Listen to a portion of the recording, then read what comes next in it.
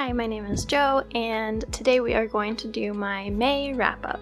I finished 4 books in May, and I did not finish 2.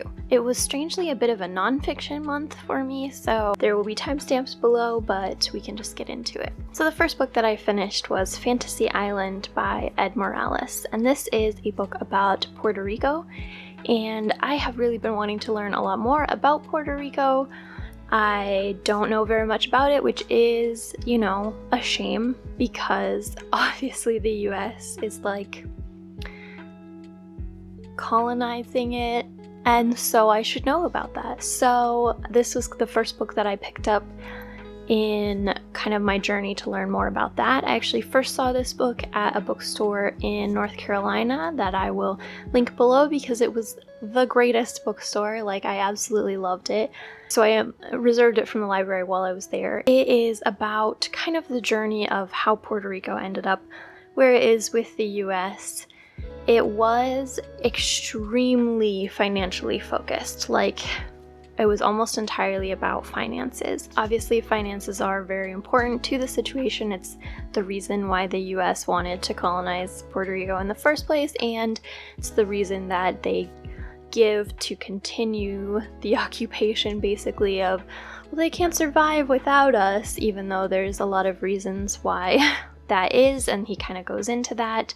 There's a lot of discussion about the debt in Puerto Rico, which I didn't realize was such a hot topic, but apparently the US loves to hold that debt over Puerto Rico's head, even though it's not that much debt compared to the sum total of the United States debt. It's really not that much in the grand scheme of things, and the US is the reason that Puerto Rico needed the debt, because apparently they didn't have any when the US took over. So, but anyway, I did find this a little bit difficult to get through just because, finances are not really my thing. I wrote in my Instagram review of this, everything I know about the market I learned from the movie The Big Short.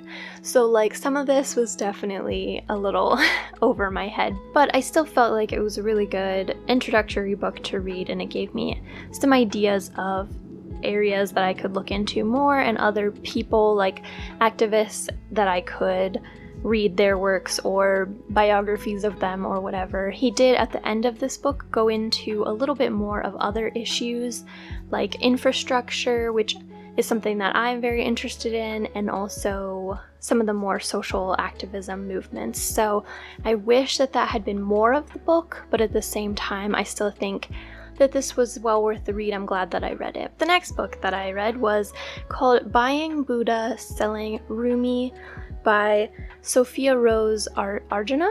I listened to this book on Scribd. I just saw the title and I was immediately like, I must read that, because it is a topic that I am so interested in and so wanting to learn more about. It's basically about the commodification of the Orient, but this book particularly focuses on religion and spirituality and the ways that the West has turned Eastern spirituality into really something practically unrecognizable from its original form, and then profited off of it themselves. So I was super interested in this. As someone who does, enjoy meditation, yoga, I feel that they've done a lot of good in my own personal life, but I fully recognize that they are basically stolen, and really sometimes I question whether we should be doing it. So I am so interested in learning more on this topic. Unfortunately, this book wasn't really it for me, I don't think. So first of all, the author is white. She's a Western, I think American, Islamic convert. But I didn't necessarily think that her voice was necessarily the one that we should be listening to in this conversation.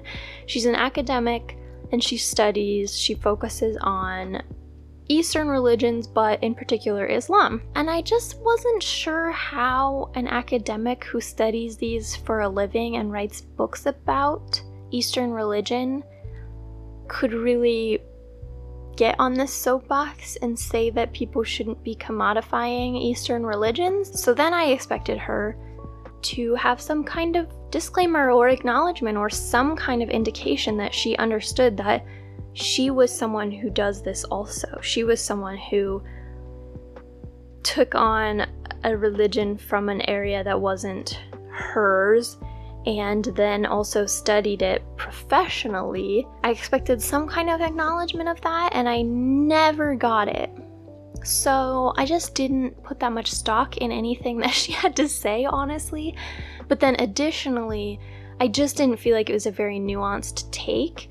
She brought up a lot of good stuff. For example, the idea that all of this like minimalism and Western Buddhism and everything, that we can just take on these identities without having to lose anything, basically. So we glorify the simple life of a monk, and we can dress simply and get rid of all of our belongings and sit on cushions on the floor and say that we all just need to be happy with less, because we were able to choose to do that, and we could at any time choose not to do that. And even while we're choosing to do that, we can still go out into the world and interact with it in exactly the same way that we normally would have been able to. Whereas the people who are in that situation in, say, Tibet or whatever, they aren't necessarily having that experience in the same way that we are. So I thought that the points that she brought up with reference to that were totally sound, and they were something that I think a lot of people, including myself, sometimes need to hear. So for me, the lack of nuance really was shown when she would lump lots of activities in together, and maybe she really did feel that they are exactly the same, and in that case, fair enough. But I do think she could have been clearer on that. She would lump in, wearing Buddha underwear or something in the same category as taking a meditation class. The idea that there's absolutely no way that you could interact with these concepts or religions or practices in any way that wasn't gross cultural appropriation just didn't necessarily seem